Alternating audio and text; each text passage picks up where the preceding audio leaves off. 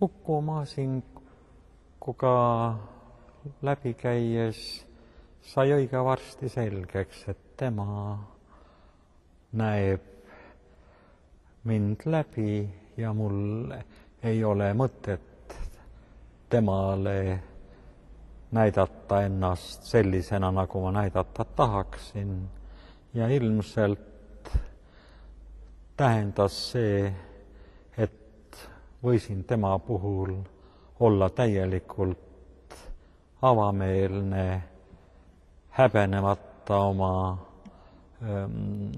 sageli tõesti ehk piiratust ja kartmata, et ma võin teda ka sellega ära tüüdata, sest ilmselt ta ei pannud seda mulle pahaks, sest mingil moel peegeldus minust ikkagi see, kust ma olin tulnud ja need puudujäägid olid mus olemas. Uku Masing ei tahtnud kunagi kedagi pöörata oma usku. Ta ütles, et ta tahaks, et inimesed hakkaksid mõtlema, kuid ütles ka seda, et üpris sageli on just seda inimene püüdnud vältida. Ja see, kui keegi hakkab mõtlema ise, tähendab, et ta ei pruugi kunagi olla materjal, mida siis suunaja saab kujundada selliseks, nagu on kavandatud. Ja ma usun, seda kogesid Uku Masingu puhul kõik, et ta võttis meid sellistena, nagu me keegi olime. Nii meie võimekuses, nii meie piiratuses ja ilmselt temas oli uskumatult suur annus inimlikkust. Ja tal jätkus tõesti kannatlikkust seal, kus seda ilmselt väga paljudel ei jätkuks.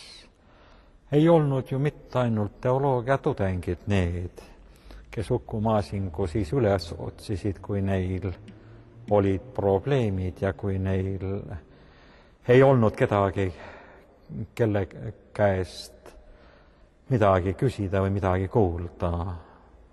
Mäletan üht juhust ka ligemale 40 aastat tagasi, kui Uku Masing tookord tuntud kultuuriinimesega, kellel ilmselt olid omad probleemid, istus trepi peal. Too Uku Masingust vanem mees võttis taskust välja kivikesi ja klaasikilde või midagi sellist ja hakkas siis seletama, mida üks või teine neist tähendab. Uku Masing kuulas teda väga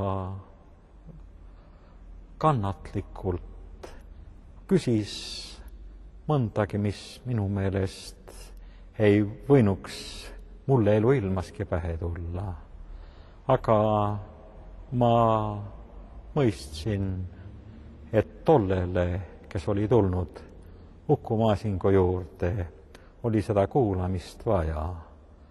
Ja ilmselt ta läks sealt Uku Masingu Hurda tänava koduaiast minema ehk hoopis, kuidas ütelda,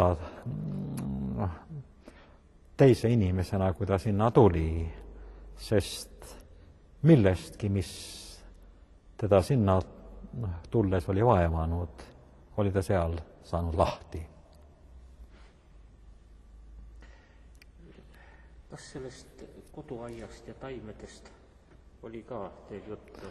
Oli küll, nii et tema nagu mingil määral botaanilisi huve on mul ka endal olnud.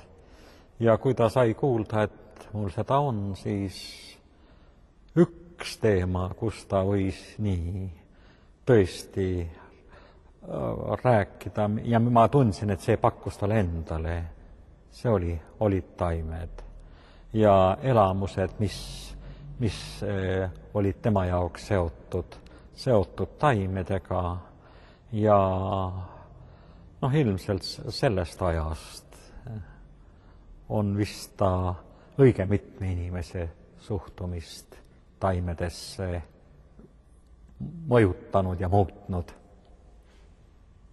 Ja ilmselt on see pärit ka siis sealt Einult. Ma olen üllatatud, kui paljudes Eestimaa paikades siiski ta oli just sellel eesmärgil liikunud.